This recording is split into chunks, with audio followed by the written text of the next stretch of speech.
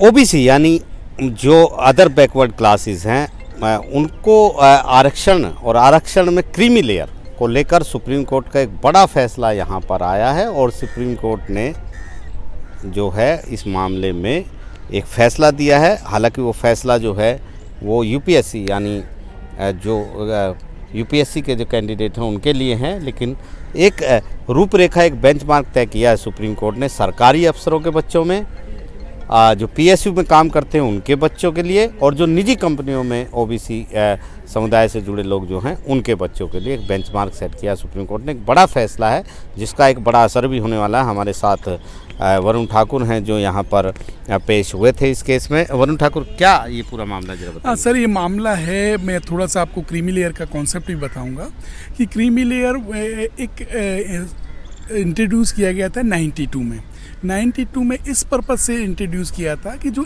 Actual needy लोग हैं उनको रिजर्वेशन मिले।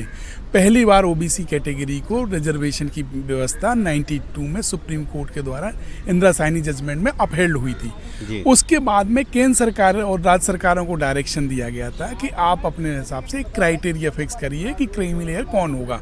तो स्टेट ने और राज्य सरकारों ने जो गवर्नमेंट सेक्टर में जो काम कर रहे थे उनके लिए तो क्राइटेरिया फिक्स कर दिया है, constitutional post, class 1 post, everything is defined. पर जो पीएसयूज़ हैं, यूनिवर्सिटीज़ हैं, कॉरपोरेशंस हैं या प्राइवेट सेक्टर में जो वर्क कर रहे हैं उनको अभी तक इक्विवेलेंट नहीं किया गया था। वो एक लंबी पेंडिंग डिमांड डायरेक्शन थी, वो मीट आउट नहीं हो रही थी। तो 2004 में एक नोटिफिकेशन इशू की जाती है जिसमें ये कहा, इस नोटिफिकेशन में व्यवस्था थी कि जब तक इक्विवेलेंट नहीं होता है तब तक ये इनकी सैलरी काउंट कर दी जाए। तो सैलरी काउंट हो नहीं रही थी, वो सारी चीज़ें चल रहा था ऐसे ही। जब 2014 के बाद में यूपीएससी ने इस चीज़ को सीरियसली देखना शुरू किया और ये देखा कि जो भी पब्लिक सेक्टर में जो जिनके पेरेंट्स वर्क कर रहे हैं, चूँकि इक्विवेलेंट नहीं है, पोस्ट डिसाइड नहीं है कि कौन सी पोस्ट क्रीमी लेयर में आएगी, कौन सी नहीं आएगी, तो इन्होंने सैलरी काउंट करना शुरू कर दिया। तो हो क्या रहा था कि सिलेक्शन के बाद में जब अपॉइंटमेंट की बारी आती थी तो जब डॉक्यूमेंट चेक होते थे उस टाइम पे उस सर्टिफिकेट को रिजेक्ट कर देती थी, और ऐसा हर बैच के साथ 10 या 12 लोग इस तरीके से डिप्राइव हो रहे थे। सिलेक्शन के बाद उनके अपॉइंटमेंट नहीं हो रहे थे। लोग यहाँ पे अप्रोच किया, कोर्ट आए, 3 हाई कोर्टों ने माना कि ये इस तरीके से काउंट करना, ये डिप्राइव करना है और ये आर्टिकल 14 का वायलेशन है। उसके बावजूद भी केंद्र सरकार ने यहाँ पे सिविल अपील फाइल की। इसमें एक विस्तृत सुनवाई होने के बाद में जजमेंट आया है और इसमें ये माना है कि इस तरीके का डिस्क्रिमिनेशन सैलरी आप काउंट कर रहे हैं तो ये आर्टिकल 14 का क्लियर वायलेशन है।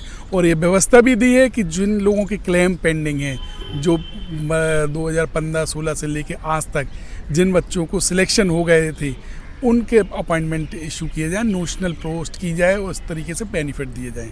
तो सुप्रीम कोर्ट ने ये भी, मैं पढ़ रहा था उसमें ये भी एक बड़ी बात की है कि जो विधायी मंशा थी उसके विपरीत है ये केंद्र का स्टैंड, और ये भी कहा है कि सैलरी से नहीं बल्कि पद स्टेटस के हिसाब से, पद की स्थिति को देखकर ये डिसाइड करना चाहिए क्रीमी लेयर को तय करने के लिए। हो क्या रहा था, गवर्नमेंट सेक्टर में अगर कर्नल का है तो वो क्रीमी लेयर में नहीं है, कर्नल एक रैंक है उसमें क्रीमी लेयर नहीं है, डिप्टी कलेक्टर क्रीमी लेयर में नहीं है।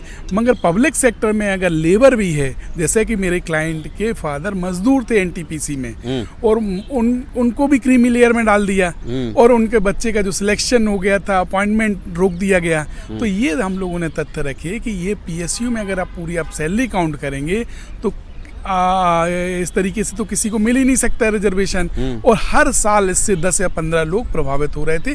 तो एक ऐतिहासिक फैसला है ये क्रीमी लेयर को लेके, और डायरेक्शन दिया है कि इसको इस तरीके के डिस्क्रिमिनेशन करना अपने आप में आर्टिकल 14 का वायलेशन है, समानता के अधिकार।